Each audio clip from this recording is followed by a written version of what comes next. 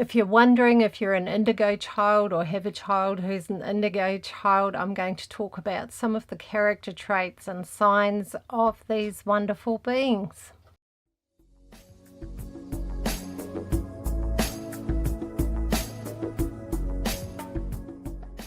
Okay, so I've made videos in the past about blue rays, about rainbow children, about crystal children, and lots of different rays. And I hadn't looked at the indigos because there's already so much information out there about that. But I also feel that some people get a little bit confused between indigos and blue rays. The blue rays came in before the indigos and are generally more shy. They hold back more. They're not as intense and as expressive as an indigo naturally, but they can grow into a more assertive way of being. So it's not that they're going to be like that forever. It's about empowering themselves. But the indigo children are born empowered. They know who they are. They won't take rules that go because I said so. That just doesn't wash with them. They don't see themselves as less than the adults around them. So dealing with them is a very unique thing, a very unique experience. You need to be able to negotiate and talk about how you can both come to a good agreement. It's quite different to a child where you can just say, go and clean your room. With an indigo, they'll go, why? So yeah, they're quite a different, unique beings. So the blue rays, and don't get too tangled up in times and things like that. Spiritually, there is no time, but the majority of the blue rays incarnated between sort of 1945 and 1970, whereas the indigos started coming in from 1970 onwards. Mostly in the 70s and 80s, but there are a few who are either side of that too. There's a few who came in earlier and there's a few who came in later because time really isn't that important, but that's approximate. So the first sign of an indigo child is an adult is that they know they're divine. They know who they are. They don't question that. They seem to have a good, healthy sense of self-confidence. Of course, in a young being, if they're treated very badly or abused, they can still end up with a damaged sense of self as they grow up. So, it's not a foolproof thing, but in general, they know who they are, what they're here for, and that they deserve to be treated well. So, number two is they're generally confident, sometimes even a little bit arrogant. And they don't mean to be arrogant, it's just that they're very, very sure of who they are and very confident in that. So it's not that they want to come across as arrogant or know it all, but some things they actually do just really know. They also, number two, tend to have very high expectations of themselves. They can be a little bit hard on themselves. And because of that, they can also have quite high expectations of others. And that is something that they need to learn to allow people to just be who they are and to grow at their own speed, that you can't make a person grow faster than they're prepared to or want to or can. So that's a big lesson for indigos, is to learn patience and tolerance with others and their own speed of doing things, because indigos, once they decide on something, they tend to just go for it. Number three, they're confident of their rights.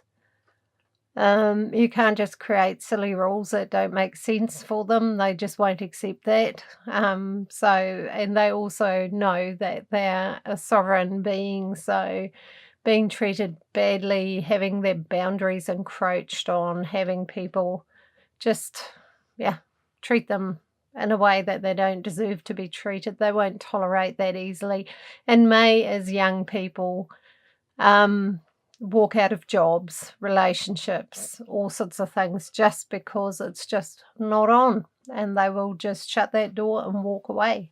Number four, they'll question authority. If somebody tries to be authoritative with them for no reason, and in the indigo's eyes, they don't deserve that or haven't earned that right, they just won't won't accept it and will question it and not take it on board. So, yeah, that's number 4. Number 5, they don't like being controlled and they don't like control freaks. They just generally tend to gravitate away from people like that because it's silly, it's a game, and they can see right through it. They see what it's about and they know that somebody who's a control freak is actually a very insecure person who actually doesn't have a lot of real inner strength, so they don't have any respect for people like that at all. Number 6, they're going to make changes happen in society because they question rules and ways of doing things and customs and all sorts of things. They will make changes happen by challenging those beliefs and creating new ways of doing things. That's really what they're here for. They're really creating new ways for society to behave and to treat each other, and how to empower every single being to be a sovereign being in their own right. So that is their sole mission. So of course they're going to do that. Number 6, they often feel like they don't belong. And that's understandable because they just see things so much clearer and understand things so much deeper. And a lot of society's ways just won't make any sense to them. So they'll feel like they're kind of in the wrong place or not quite where they want to be right now. So, yeah, it's not an easy one for them. Number 8, I think it's number 8. I have trouble numbering these things. They're often passionate, focused, intense about what they want to do, what they want to get done. It's pretty hard to push them off track once they've made up their mind about something. They're very, very passionate and focused on their goal. And also often a bit psychic, so they have a very strong intuitive sense of what they're here to do, what they need to do, and how it's going to go. So don't try and push an indigo off their track. It's not going to happen and it's not going to work. So number 9 is one of the harder aspects. They often get frustrated because things don't happen as fast as they would like, and that can sometimes make them depressed. There's a little bit of an energy of having a tendency to get depressed if they have a really hard life and can't manifest the life they know they're here to live. So if it's too hard and it goes on for too long, the barriers, the obstacles that they have to deal with, then they may get a bit depressed. So the best thing to get an indigo out of a funk or depression is to give them something new to do, to focus on, to put their energy into, and once they're back on track, that depression and that frustration will lift. Number 10, they're mostly teens and adults now, so, they're not children anymore, so we shouldn't really call them indigo children, indigo beings, let's go that way. And yeah, as such, they are changing the world, and some of the older generations look at them and scratch their head and go, oh my gosh, you guys are just so different. They deal well with technology, they deal well with random insecure lifestyles that would have driven other people crazy because they don't need as much security as previous people or non-indigos. And also, yeah, they're very confident. They're people who can be really great entrepreneurs because they believe in themselves and their mission and what they're here to do. So a lot of them will have unusual jobs or step outside of the norm, and might even become digital nomads or work from home or start their own businesses. And there's going to be so much of that. And they're very, very good at it mostly, as long as they learn patience. Patience is not always the easiest one for them. As teens, the indigos can be a little bit, they're definitely going to test the boundaries. So you need to find good ways to communicate with them. So if you, for example, want them home by 10 o'clock, you need to give them a good reason for that, not just a rule. If they understand deeply that you really get worried and stressed and upset if you don't know where they are and they're not home, they're much more likely to want to be home by 10.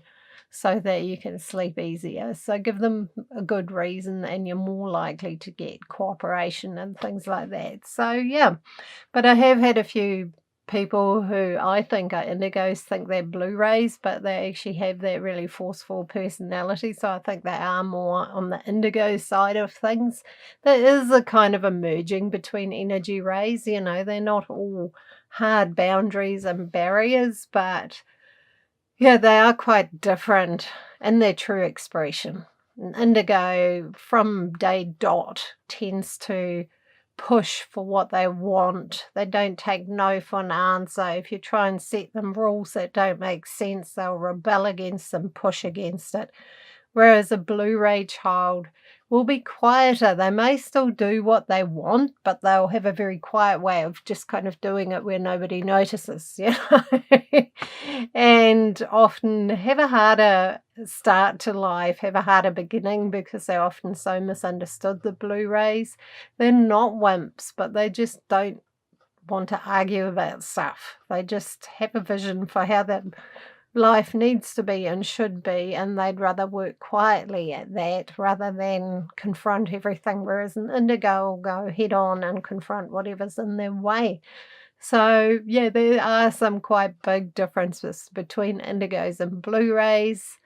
Some people embody both qualities, and that's totally possible. That's absolutely possible that, you have a bit of each ray, because the ray is just an energy. It's an expression of a unique energy that came in a wave of beings that are here to transform how we live and how the world operates. So, it's not about hard and fast rules and dates. I've given an approximate date, time frame, but that's not absolutely essential. And also, much like Blu-rays, it's an energy, it's an expression, it's very fluid.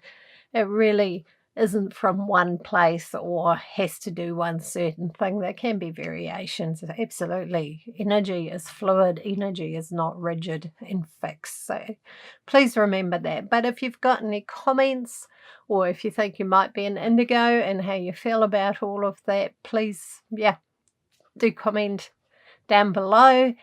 And if you enjoyed this video and have other topics you'd like me to talk about on this channel, please subscribe, click the bell so that you're notified when I do upload, and give it a like. That would be wonderful. So anyway, lots of love, and whatever soul ray you are, none of them are more special than any others.